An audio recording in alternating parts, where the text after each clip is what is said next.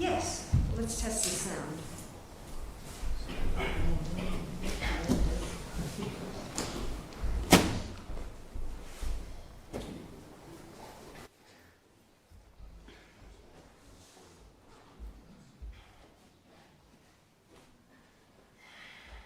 Just give me a minute here. Wasn't quite sure if I was going to get a screen or not, so. Oh, it's about Vamandev.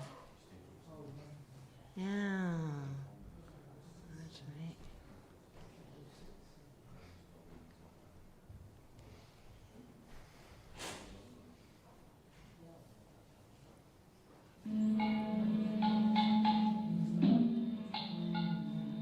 Okay, great. We've got sound. So I don't know if I'm going to have time to show this whole presentation, but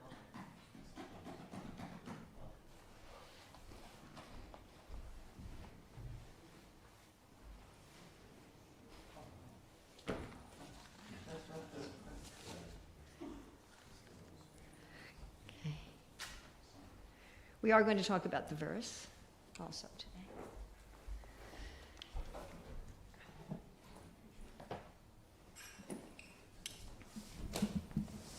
And I'll leave it up to you if you want me to do just the part about Vamandev, or if you want me to go probably 15 minutes later and also do the meditations on surrender by Bhaktivinoda Thakur, whose appearance date is tomorrow. So that will. Huh? Who wants to end at 8:45 and also do the Bhaktivinoda meditations on surrender? Okay, so we'll do the whole thing.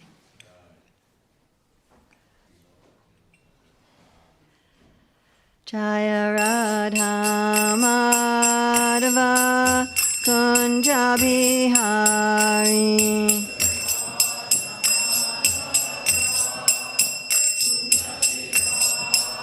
Jaya Radha Madhava Kunja Bihari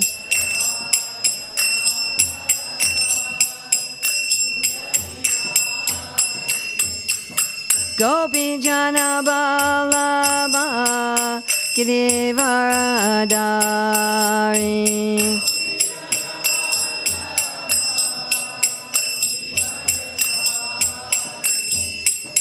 Gopi Jana Ballabha Girivaradari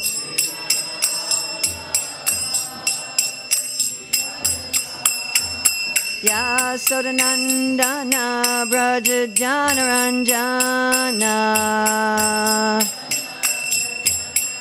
Yasodanandana Braja Janaranjana Yamuna Tiravanachari Yamuna Tiravanachari Jaya Radha Madhava Kunja Bihari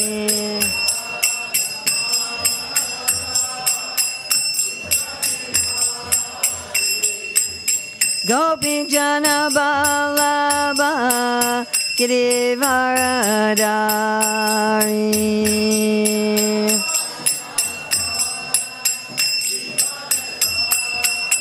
Yasodanandana Braja Janaranjana Yamuna Tiravanachari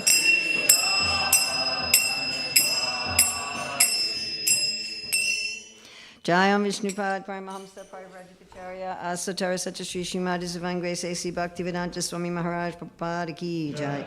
ISKCON founder Acharya Srila Prabhupada Ki Jai. Anantakoti Vaishnava Vrinda Ki Jai. Namacharya Srila Haridas Thakur Ki Jai.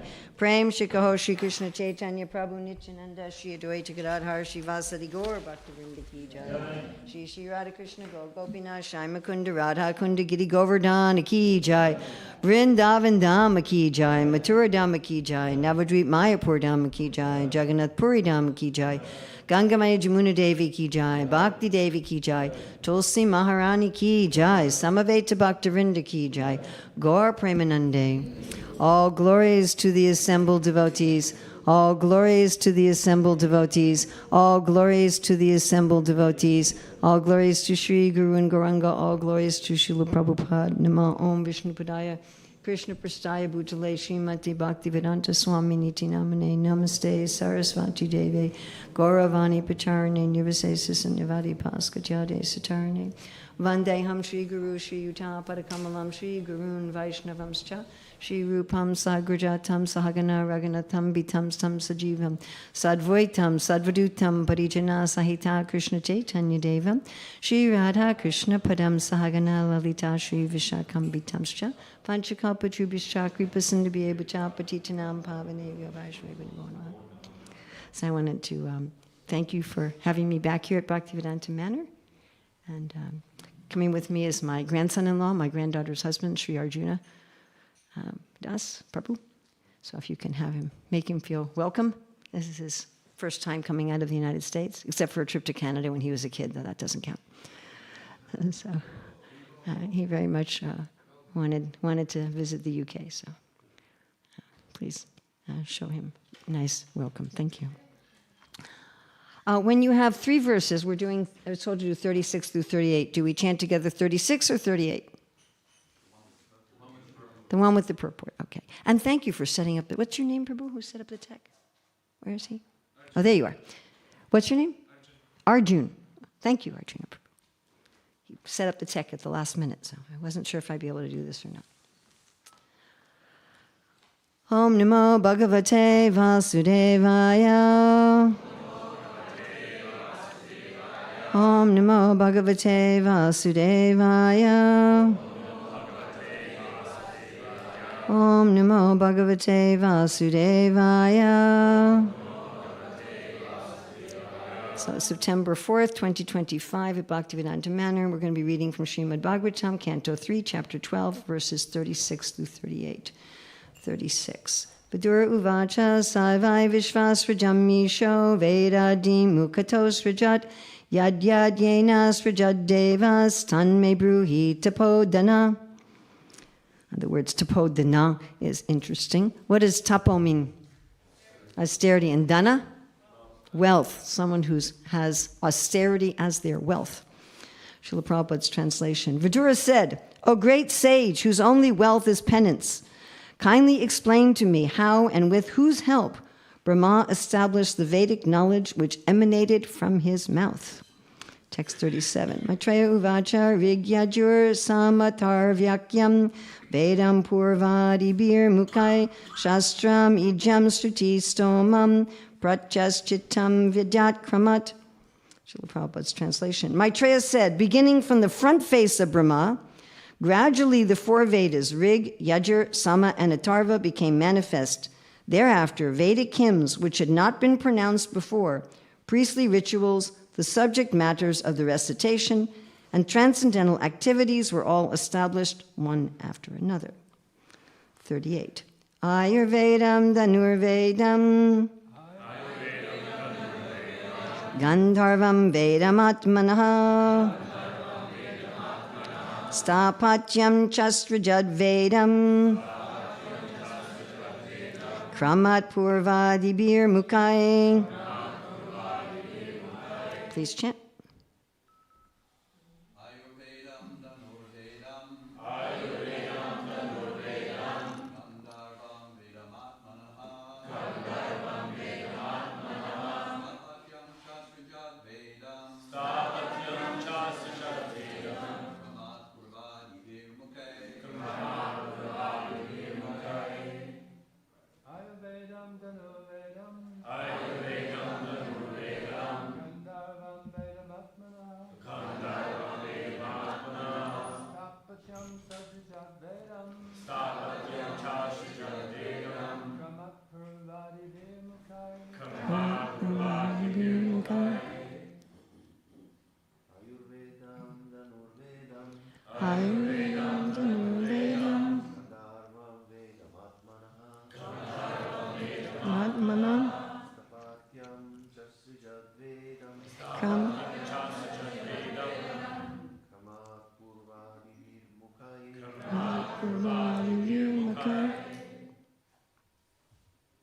Ladies?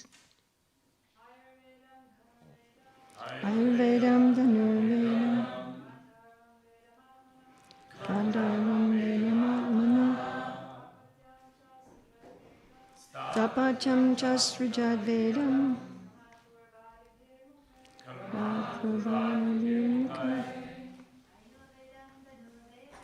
Ayurvedam Dhanurvedam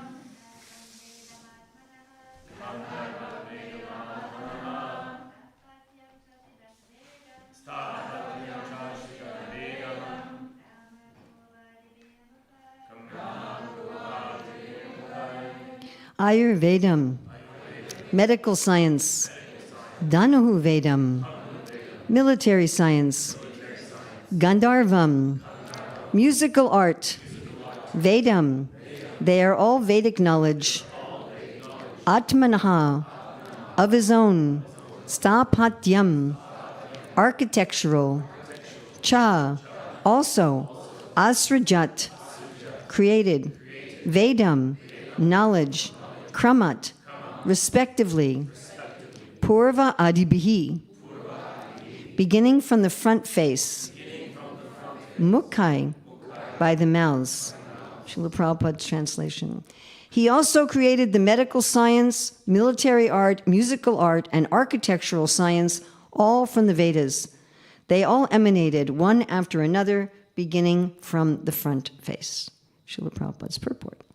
The Vedas contain perfect knowledge, which includes all kinds of knowledge necessary for the human society, not only on this particular planet, but on other planets as well. It is understood that military art is also necessary knowledge for the upkeep of the social order, as is the art of music.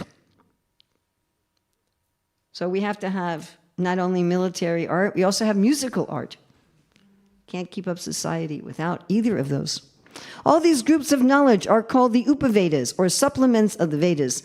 Spiritual knowledge is the main topic of the Vedas, but to help the human being's spiritual pursuit of knowledge, the other information, as above mentioned, forms necessary branches of Vedic knowledge. Ayurvedam, Dhanurvedam, Gandharvam Vedam, Atmana, Stapatyam, Chasrajad Vedam, Kramat Purvadi Bir Mukai. He also created, he being Lord Brahma, the medical science, military art, musical art, and architectural science, all from the Vedas. They all emanated one after another, beginning from the front face. So here we have knowledge for the Brahmanas, the Kshatriyas, and the Shudras. Not mentioned in this verse is knowledge for the Vaishyas. So a big question is, what kind of a spiritual path are we? Are we a world-denying path? I used to teach sociology of religion at Bhaktivedanta College, and when we look at how sociologists organize religion, they have world-affirming religions that say, God wants you to enjoy the world, He wants you to be prosperous here, it's all about here. And world-denying religions, where people go up to a mountain and don't talk to anybody and just get their food through a bucket, through a hole in the ground. Right? World-denying religions. So what are we? We're both, aren't we? Yes. We don't say the purpose is just to be happy here, and we don't say that we just want to deny the world and live without seeing or hearing or interacting with the world. But I think in our Hare Krishna movement, we tend to emphasize what? The denying. Most of our emphasis in our preaching is on the world denying, which is fascinating because there's at least some indication that Prabhupada said half his mission is Varnashram, which is all about world affirming. Interesting, isn't it? And if you think we're going to, Krishna willing, next week we'll be talking more about Varnashram. And of course, what I've come here for is to take steps to establish a Varnashram college here, which is what Prabhupada wanted in every center. So we're going to be working on that tomorrow, Saturday, and Sunday, training people how to help people discover what is their Varna and how they can use that in service. And so both of these are important. Right? The Ishopanishad says we have to know Nescience and knowledge, the temporary and the eternal.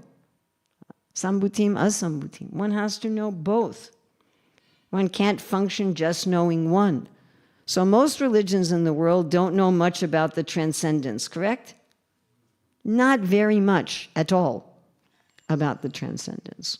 What the name, form, qualities, pastimes of the Lord, very little. They mostly know about the Lord's activities just in relationship to this world. And we have to say, frankly, most religions in this world don't even know much about this world. They don't even tell us like about the modes of nature. They don't give a full socioeconomic system. So when Lord Brahma is creating the universe, he's creating both. He's creating transcendence and a socioeconomic system. So I just got a message today from one devotee. I haven't responded to it yet. How do I function in the world without becoming contaminated by the world?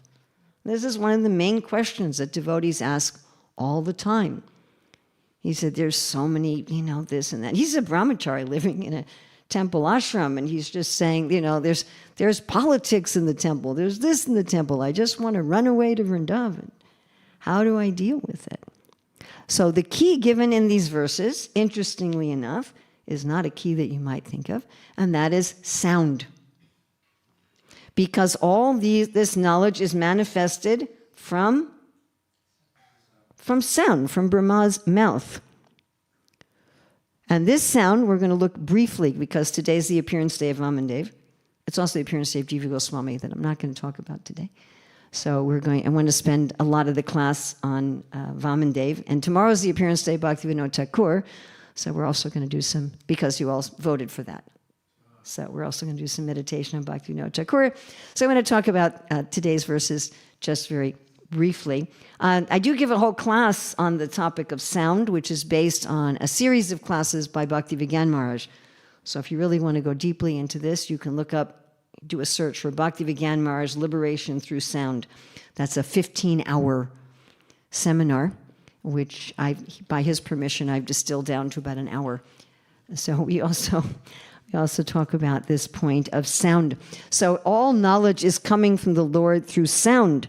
And when we engage in this world by seeing things in connection with that reality and through our absorption in spiritual sound, then our work is transcendental, not material. Although it may look material to others. And of course, we also want to come to ultimate transcendence. We want to ultimately be absorbed in Krishna's pastimes in the spiritual world and join him there, correct? Yes? Does everybody here want that? Okay. So that all knowledge is a manifestation of sound is nicely described. It's nicely described by Prabhupada in his purports in the 3rd canto, but mostly in Krishna's instructions to Uddhava in 11:12:17. So the Lord has explained all different branches of Vedic knowledge and all different process of realization, and Uddhava says, what should I do? And the Lord says, my dear Uddhava, the Supreme Lord gives life to every living entity and is situated within the heart along with the life air and primal sound vibration. The Supreme Lord also assumes a gross form as the various sounds of the Vedas, composed of short and long vowels and consonants of different intonations. What did Krishna just say? He said the Lord's gross form is the... Do I read the verse, everybody spaces out? Or she's just reading a verse, I won't pay any attention.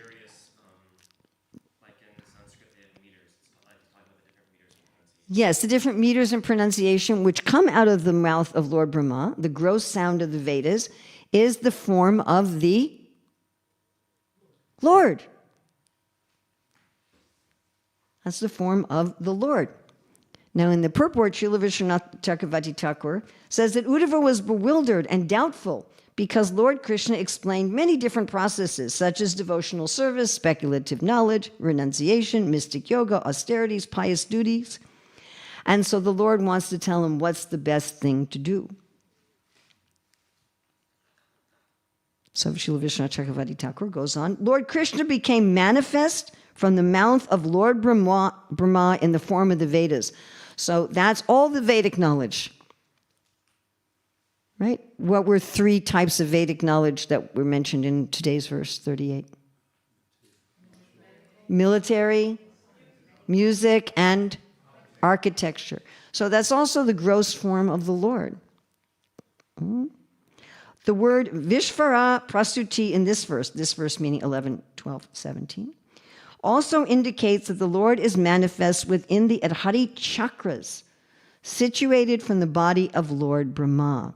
And that's what I don't have time to go into today, how the Lord enters Lord Brahma through the Mula chakra as these sounds, which are originally spiritual, coming up to the Manipuri chakra of Lord Brahma with these sounds, which then manifest as material intelligence, or pasyanti vak, the intelligence of vision, then to the mind of Lord Brahma, where the sounds manifest as majjhima vak, which is the mind, and then out through the mouth of Lord Brahma as Vyakari vak, which actually manifests all of the gross elements of the world. Going on with Vishwanath Chakravarti Thakur, the Lord can further be perceived within other chakras, such as the Manipuri chakra located around the navel and the Visuddhi chakra. This is the Visuddhi chakra. So these sounds come out from the mouth of Lord Brahma. They create the universe. And then Srila Prabhupada explains very nicely in the 3rd canto of the Bhāgavatam that this whole material manifestation is created by sound, and it can be reversed through spiritual sound. And he says, our manifestation, our existence in this world also comes from sound and can be reversed by spiritual sound. In the 4th canto, Prabhupada writes about how one should learn this process of creation and use it inversely. So the sound comes up through the chakras of Lord Brahma. It's a form of the Lord in sound that comes up through the chakras of Lord Brahma, manifests as these different items of Vedic knowledge. And how do we reverse it? Through spiritual sound. So first we use our mouth, the gross sounds, yes, to engage it in spiritual sound, especially Hare Krishna, Krishna Krishna, Hare Hare, Hare Rama, Rama, Hare Hare. Usually when we first start chanting, we're chanting just with the mouth.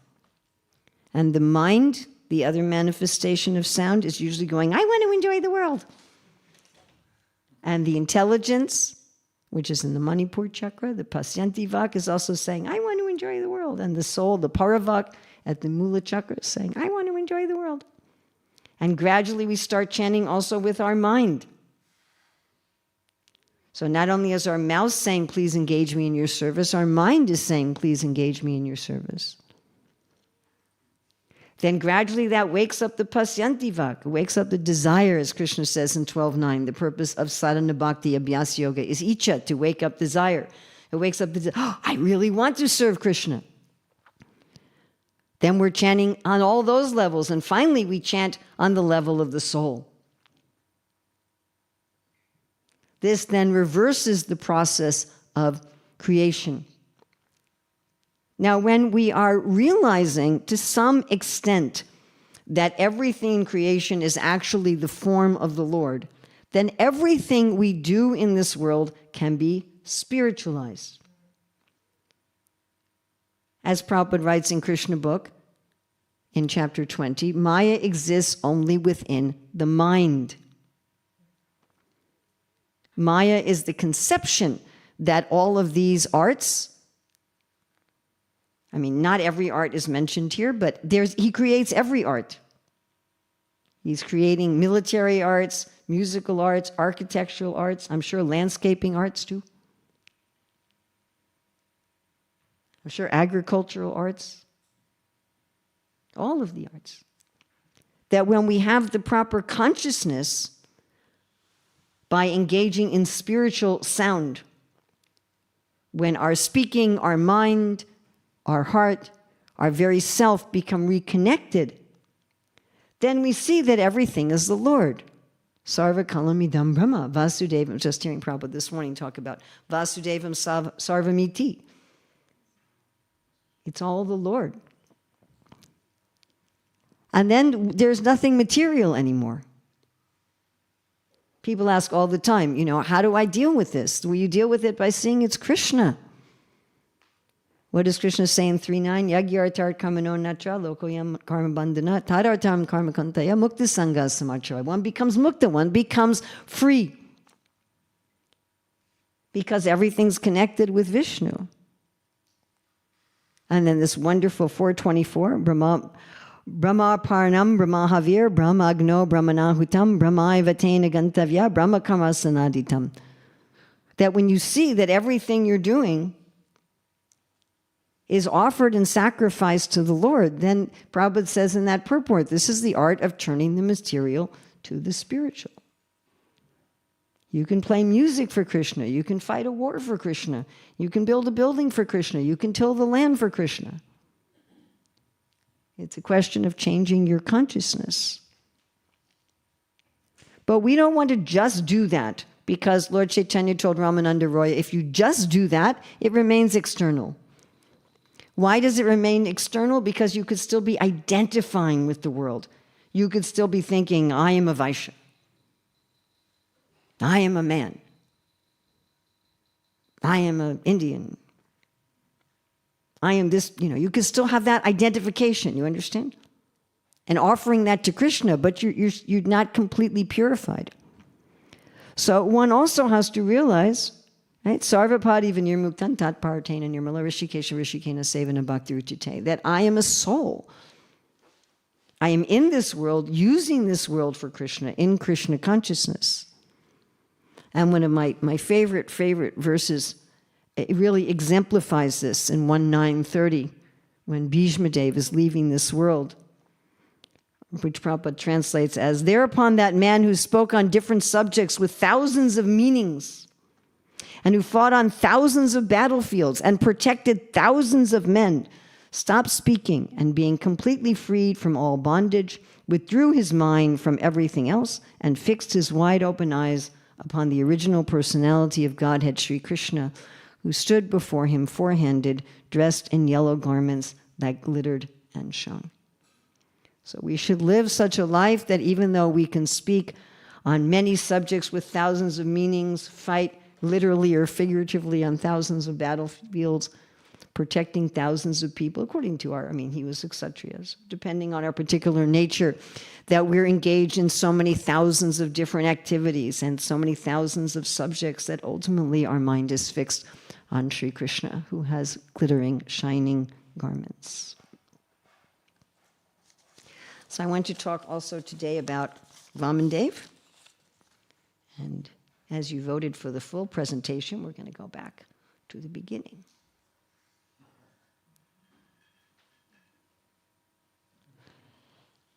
Okay. So this is a meditation. I've actually worked on trying to do these for all 9 processes, so you please bless me. I've only finished 3 so far. I've just done prayer, friendship, and surrender, and I'm thinking I should do the rest of them. So this is a meditation on the principle of surrender. So we look first at the story of Bali Maharaj and Vamandev, and then the 6 symptoms of surrender with meditation on the songs of Bhaktivinoda Thakur, whose appearance date is tomorrow. And then we're going to look at two of the 64 items of bhakti that relate to surrender, Atmanivedanam and Sharanapati. So first, our meditation on Vamandev and Bali Maharaj. So Bali was defeated by the Devas, and he actually died. So who revived him? Sukracharya. And then the Brahmanas, the descendants of Bhrigu, they were very pleased. And they engaged him in the Vishrajit Yagya. And out of the fire came a chariot, horses, a flag, a bow, armor, 2 quivers of arrow. Who's Bali Maharaj's grandfather? Prahlad Maharaj. He gives him an eternal garland of flowers, and Sukracharya gives him a conch shell. With the blessings of the Brahmanas, he's able to make war on Indra. And Brahaspati tells Indra, what does he tell Indra? Flee. He says, you're not going to be able to defeat him right now. Don't fight wars you can't win. Don't fight wars you can't win. What do we say? Choose your battles. Choose the battles you can win. Don't fight battles or wars you can't win. So the demigods are like, this is not the right time. You offended your guru, he pleased his guru, so it's not going to work. And the demigods change their forms. They go in disguise. They become invisible and change their forms. If the demigods can do that, then the pure souls can do that, just as a little side note. So then the descendants of Bhrigu Muni, in other words, the Brahmanas, engaged Bali in 100 Asvamedha Yagyas. Meanwhile, Indra's mother was not very happy about this. So Indra displeased his guru and the Brahmanas, but he had a mother who was a pure devotee. So, and she wasn't happy that her child had lost his job in his house and had to hide out, homeless. So she had 12 days where she performed a austerity to please the Lord. And the Lord appeared before her with 4 hands in yellow garments. And Aditi was filled with ecstasy. She offered full dandavats, one of the several indications in the Bhāgavatam about women offering dandavats, a little side political note there. So she offered full dandavats to the Lord, who then says, I will later appear as your son, and I will become Indra's younger brother, and as his younger brother, I will restore his kingdom to him. So, Kasyapa, Aditi's husband, is an interesting personality in the Bhāgavatam, right? So he's the father of the demigods and even the Lord, and he's also the father of the demons, like Hiranyakashipu. He's also the father of Garuda. He's a very interesting personality. So then Aditi gives birth to Vamandev, who appeared today on Shravana Dwadasi, when the Abhijit star had risen. And he appeared, as the Lord often does, fully dressed, fully ornamented, not like an ordinary baby.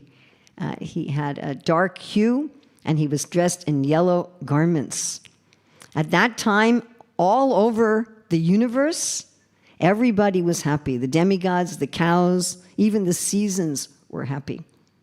So he had simultaneous Upanayana and birthday celebration. So usually when a child's born, we don't give them a sacred thread. It's a little too early. But when the Lord appears, of course the demigods also grow up very fast. So this is his incarnation in the demigods. But they had everything.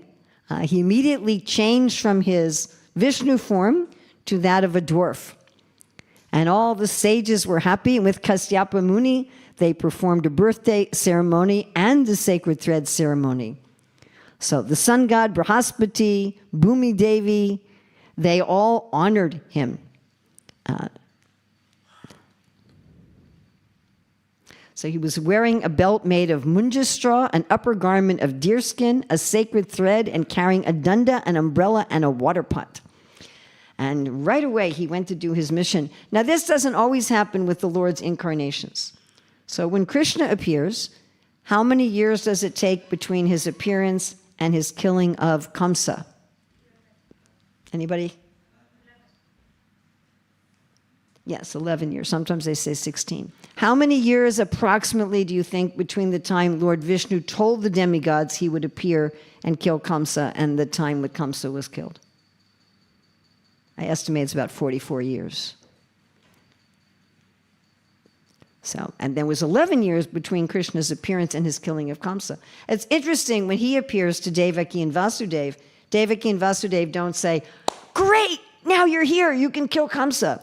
They say, you know, Kamsa's probably going to kill you, like he killed your brothers. Can you look like an ordinary child and we can hide you somewhere?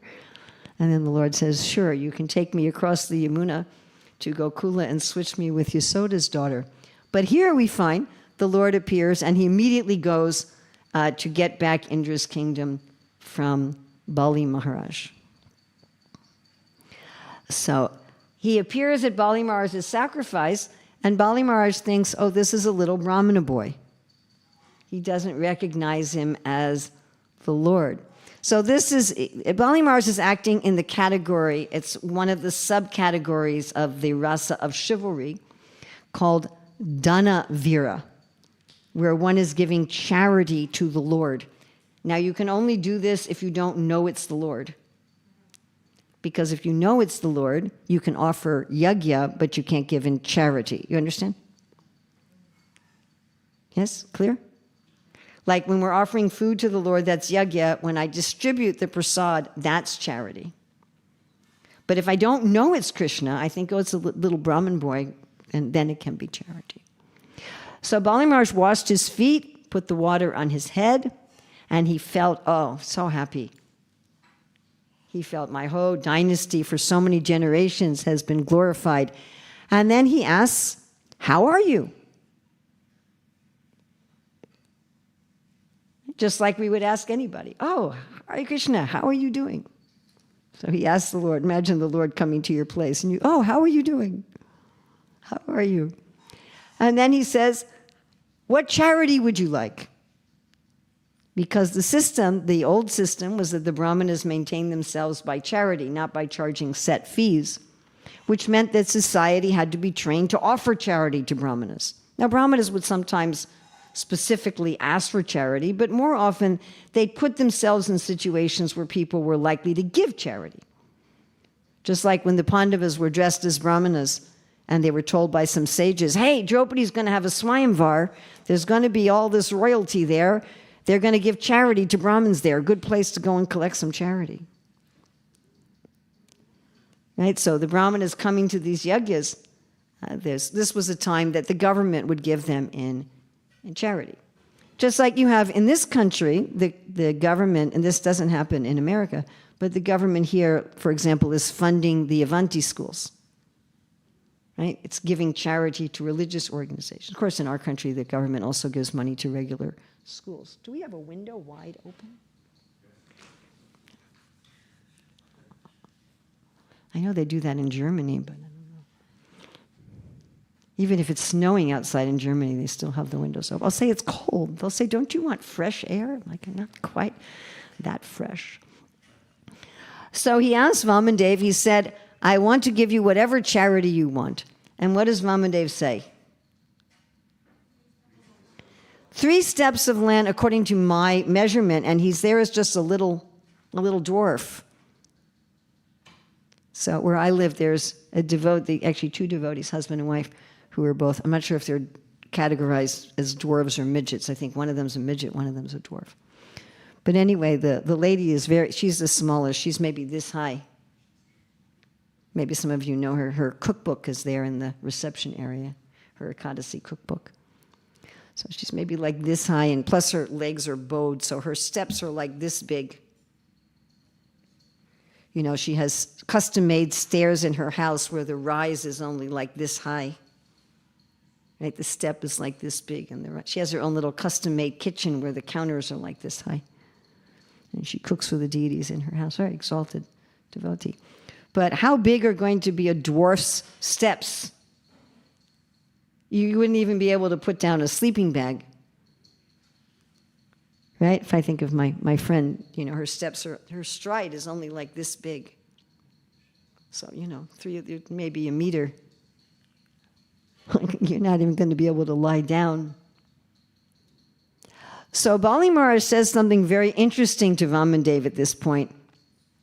He says, this is not a good request. He says, you should ask from me something so great that you'll never have to ask for anything else from anybody else ever. Whoa. Who's the only person who can say such a thing? Krishna. Can any jiva say, I can give you such a benediction that you'll never need anything else from anybody else ever? No? Even if you go to the richest people on this planet, can they say that? No. So Bali Maharaj, he was a little what? A little proud, wasn't he? So the highest thing is if Krishna can give you all opulence and you use it properly. You're using it in his service. as we were talking about with today's verse. If you can have all different kinds of knowledge and you can use it with a consciousness of the Lord. But if a devotee is saying, Krishna, I want to serve you, but the things they have in this world are distracting them, then what does Krishna sometimes do? Takes it away, right? Just like we would do with a child. So if we give a child a computer and they're using it for their schoolwork and they're using it to learn things, but if they're just, doing nonsense on it and they're neglecting their schoolwork, then what are we going to do? We're going to take it, we're going to say, let's put it over there to get your schoolwork done. So Bali had this mood. So somebody understood what was really going on here.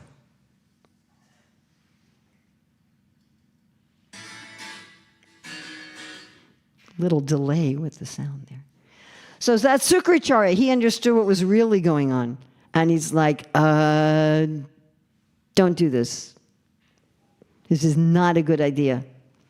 And Bali said, but I already promised. And Sukracharya said, oh, just lie. Just break your promise. He says, if you want to subdue others, if you're joking, responding to danger, you're acting for the welfare of others. He also says in a marriage, you can lie. So I asked Hari Parsha, what does this mean in a marriage you can lie? And he says, oh, that's like when you go to a wedding, you can say the bride is beautiful even if she's not. So you can remember this with all the weddings you do here. You're allowed to say the bride and groom are beautiful even if objectively that's not quite the case. So yes, of course, you can, in times of great danger to protect others, then you can lie. That is a fact. But this was not that kind of a time. Sukracharya thought it was that kind of a time because he said, this is Vishnu, he'll take everything, and if he takes everything, how will you live? But what was he really thinking about? How will I live? You're the one maintaining me. And Bali Maharaj became contemplated, and he said, no, it's the duty of a householder to give in charity. And he thought, if I lie, if I withdraw my promise from this brahmachari, Mother Earth won't even be willing to carry me around anymore. Even if the result for me is going to be catastrophic, I still have to keep my promise. Said everything in this world is temporary, but your reputation, your honor, that will outlive you. So he says, yes, you can have that land, and he gives it with water, and then what happens? We have this big delay with the sound for some reason. So Vamandev expanded himself into a universal body. Bali could see that the Lord is all-pervading and that everything rests in his body. Now, of course, that's related to our verses today, isn't it? The universe is the body of God. All the sounds of the Vedas that produce the universe and all the knowledge is the body of God. And then not only he didn't just stand there showing that his body was a universe, he started taking his 3 steps. He covered the whole surface of the world. By extending his body, he covered the whole sky. With his 2nd footstep, he covered the entire upper planetary system. He reached the top planet of the universe, Brahmaloka, which was diminished in beauty by the effulgence of his toenails. Lord Brahma, Marichi, and the other deities offered prayers and worship. They washed the Lord's lotus feet, and Jambavan played his bugle to vibrate the glories of the Lord. He's all over different leelas, right? So here he is in Vamandev Leela, he's in Ram Leela, he's in Krishna Leela. The liberated soul can do that. Liberated soul can expand and be in more than one Leela at a time, and even in different forms. And as his toe pierced the covering of the universe, the spiritual water of the Viraja river comes down as Mother Ganga. But now he says, okay, I've taken 2 steps, I've covered the whole universe. You're a liar. You wanted not to be a liar, but you were a liar anyway. So Garuda comes, And he ties up Bali with the ropes of Varuna. The demons get very angry and attack the Lord, but Garuda and the other associates of the Lord, they defeat all of them and send them to the lower planets.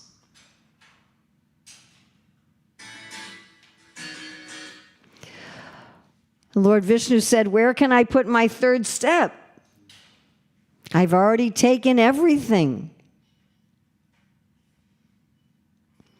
Bali Maharaj said, "O best personality of Godhead, most worshipful for all the demigods, if you think my promise is false, I will certainly make it truthful. I cannot allow my promise to be false." This is also Dharma Veer. "Please, therefore, place your third lotus footstep on my head."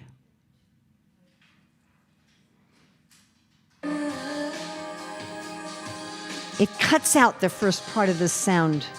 It's like, it's not just delayed, it's like cutting it.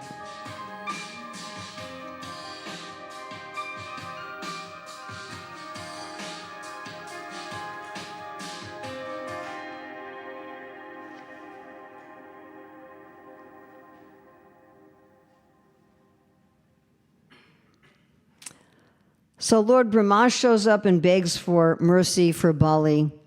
Bali's wife, Vijayavali, shows up and begs for mercy, and Bali's grandfather, Prahlad, does the same.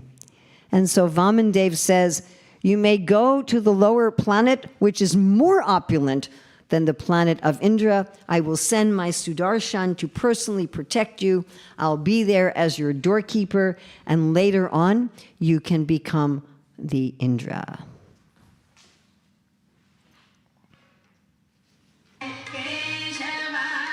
It Texas cuts it.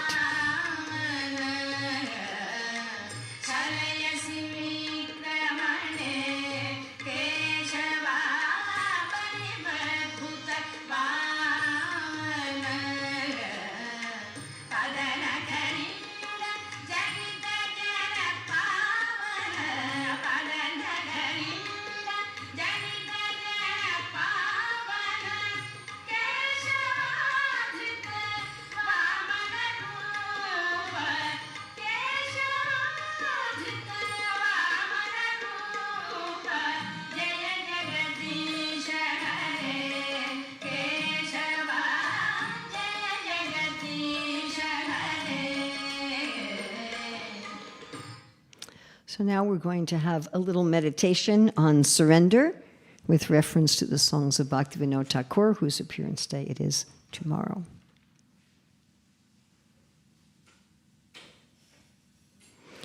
So Sri Chaitanya Mahaprabhu told Sanatana Goswami in Madhya 2299, he said, "There are two kinds of devotees, those who are fully satiated and free from all material desires, and those who are fully surrendered. Their qualities are one and the same, but those who are fully surrendered are qualified with another transcendental quality, that of Atma Samarpana." So these are the 6 items of surrender. You know, people often ask, what does it mean to surrender to Krishna? Right? Most of us aren't going to have Vamandev knock on our door and ask us for something where we can physically put our head under his lotus feet. So what does this mean to surrender? So in Madhya 22-100, they're described as acceptance, number 1, acceptance of what's favorable. Number 2, rejection of what's unfavorable. 3, conviction that the Lord is our protector. 4, conviction that he's our maintainer. 5, having no separate interests, no independence in fulfilling our desires. And 6, humility. Now, Prabhupada also gives another translation in Nectar Devotion 39. He says, to accept everything favorable, that's number 1. To reject everything unfavorable, number 2. To believe that Krishna will always give protection, number 3. That's all the same. To identify oneself with Krishna's devotees as number 4. So that's a different definition. Always to feel inability without the help of Krishna, and always to think oneself inferior to Krishna, even though one may have full capacity to perform something on his own, as number 5. Okay, so we're going to look at each of these in turn. So accepting what's favorable for Krishna. So here we're going to look at the 5 most potent items of devotional service.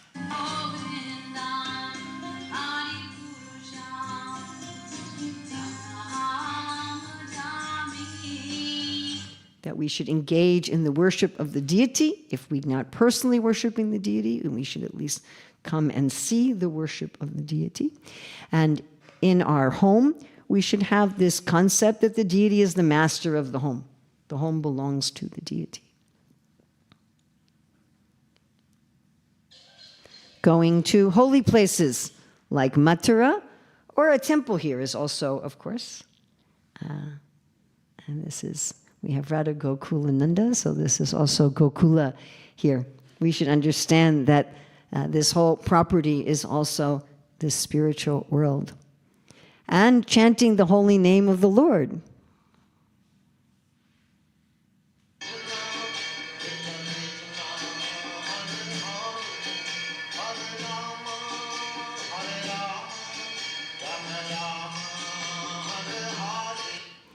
Associating with devotees. It just like cuts out the first fourth of all the songs. Oh well. Studying the Shastras. Just completely just cut it. It was Prabhupada chanting Om Namo Bhagavate Vasudevaya, but anyway. So that's the first item of surrender, to accept what's favorable. The next one is to reject what's unfavorable.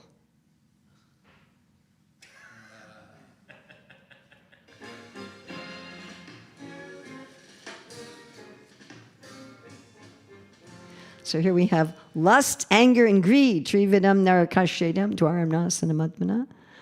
Kama krodas tata lobas tasmadeta tvayam tvajet. And also to give up the 4 sinful activities: intoxication,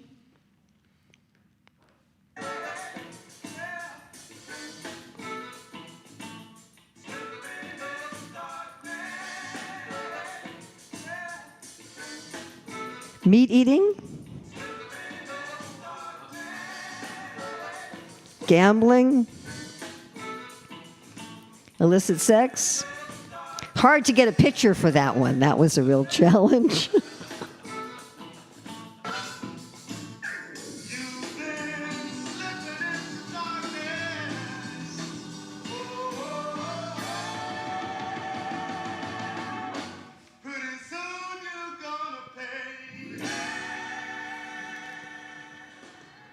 So that's rejecting what's, I hope you don't mind my music. That's rejecting what's unfavorable.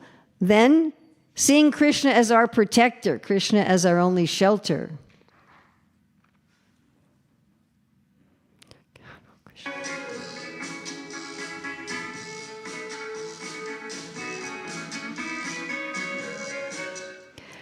Feeling no one else can give me protection, having this faith, as Lord Chaitanya describes in 22:100 of Madhya Lila. Prabhupada writes in his purport to 116:26-30 in the Bhāgavatam, he says, unsurrendered souls are not devotees, so there's no particular protection for people in general. The Lord says, surrendering unto him is the guarantee of protection.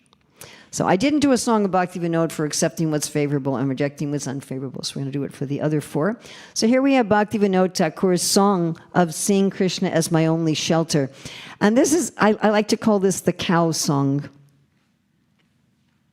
So I don't know if you read my book, Essence Seekers, but this is the cow song. So this is where Bhaktivinoda Thakur, who's a gopi,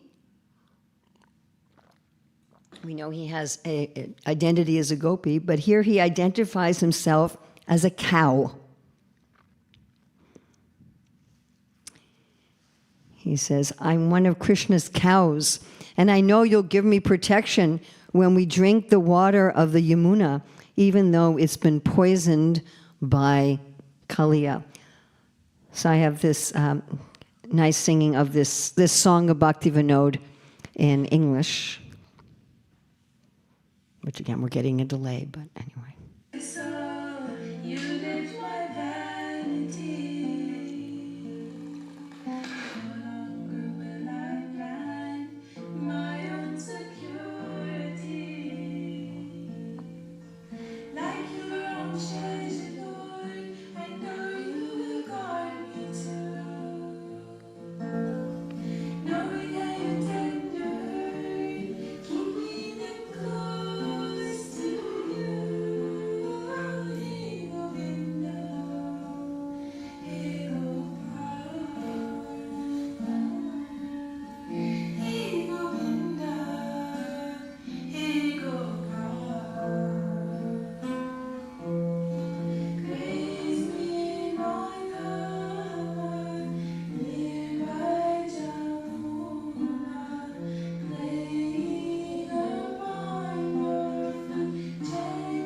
Again, this is Bhakti Vinod in the mood of being one of Krishna's cows.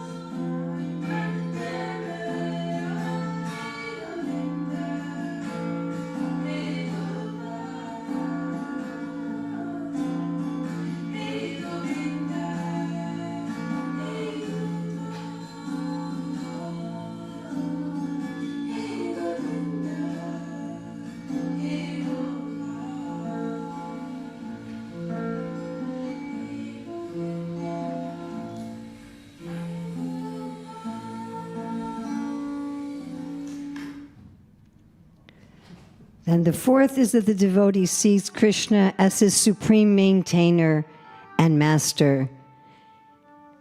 He thinks only Krishna will maintain me. Now, Prabhupada also in an Ishopanishad lecture defines this symptom of surrender. He says that this one is you introduce yourself with the associates of the Lord, not artificially. When you're advanced, you understand what is your relationship with Krishna, and you introduce yourself with those associates. Bhaktivinoda Thakur's song, "Within my mind, I have always been anxious for the maintenance of my wife and children, my own body and relatives. How will I earn money? How will I acquire fame? How will I arrange the marriages of my sons and daughters?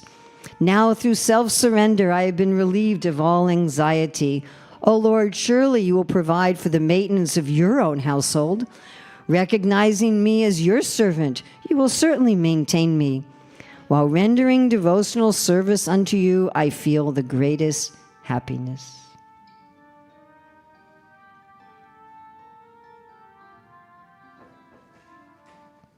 The fifth symptom of surrender. Remembering that one's activities and desires are not independent, being fully dependent on Krishna, acting and thinking as Krishna desires. Unless Krishna fulfills my desires, I cannot fulfill them. Bhaktivinoda song. The soul inhabiting this mortal body has given up the false ego attached to the word I. For today, the spiritual sense of being yours has entered his heart. All my possessions, body, home, servants, brothers, friends, wives, sons, personal belonging, fencing, and gateways. So I have a picture of a gateway. All these things are now yours, for I have become your servant. I am a mere occupant in your house. There's a picture of Vidura accidentally feeding Krishna banana peels and then bringing him bananas. You are the owner of the house, and I am your most obedient servant. My only activity now is endeavoring for your happiness. My will has become merged with your will. From this day forward, Bhaktivinoda has completely forgotten himself. I have become supremely happy by surrendering myself at your lotus feet. Sorrow has gone far away, and there are no more cares. All I see is joy in the four directions. The next symptom of surrender, being very meek and humble.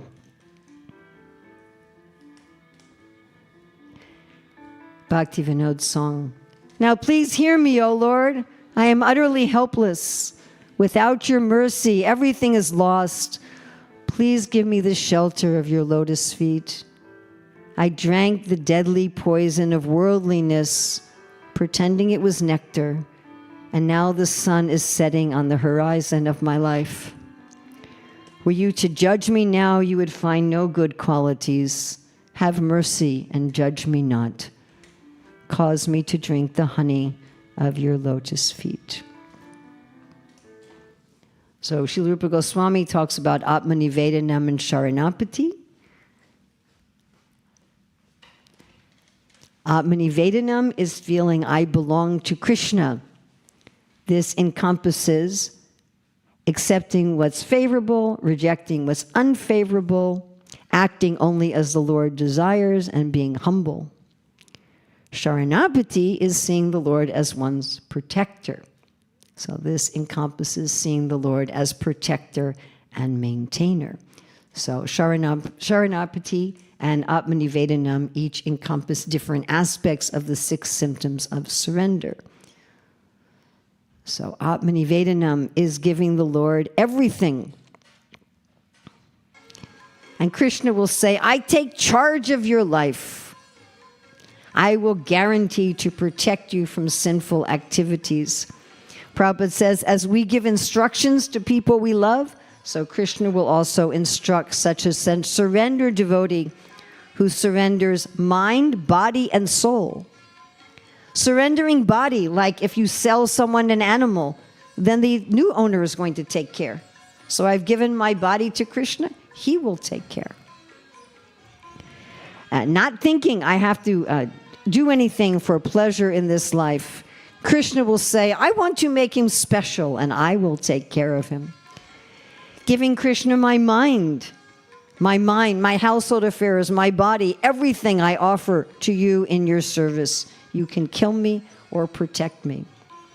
My soul, and this is really heavy. Yamunacharya says, my dear Lord, I may be a human, a demigod, or an insect, but wherever I am surrendering myself to you. Would we say that? Lord, I'm happy to be an insect if I can serve you. Of course, Bhaktivinoda also says this. Sampade vipade jivane marane daimama gela tuapade.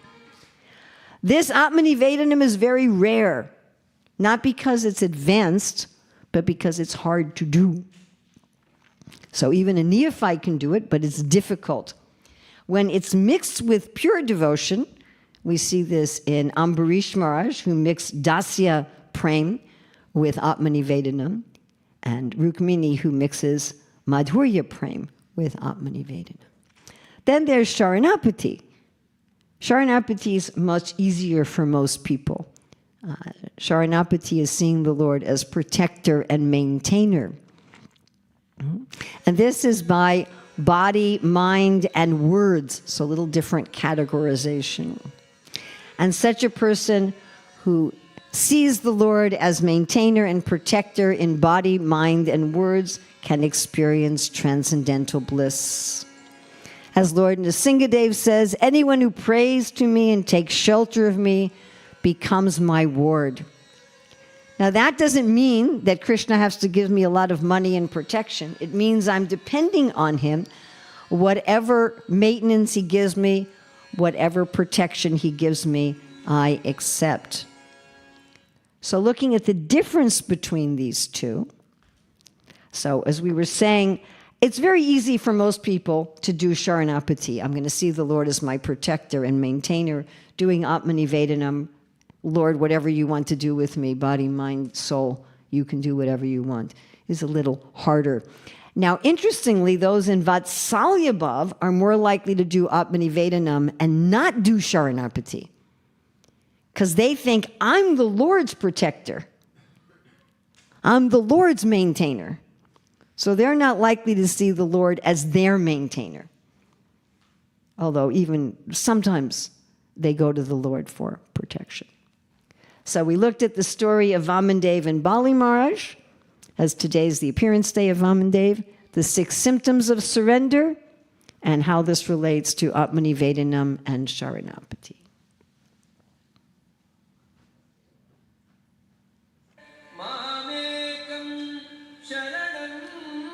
It keeps cutting the first part.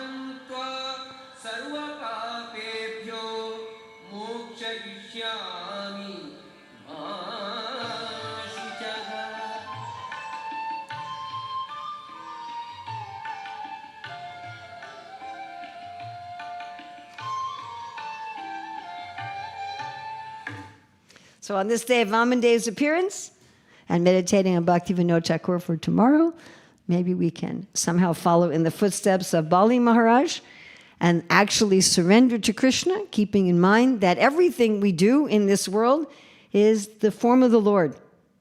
And all knowledge is the form of the Lord, and using it as a surrendered soul in his service. Thank you for very much. Anything good in this class is from Srila Prabhupada and our Guru Varga. Anything bad is my responsibility. I hope you can take the good and put aside the bad. Thank you. Hare Krishna. And thank you again, Arjuna, for setting up the tech. Hare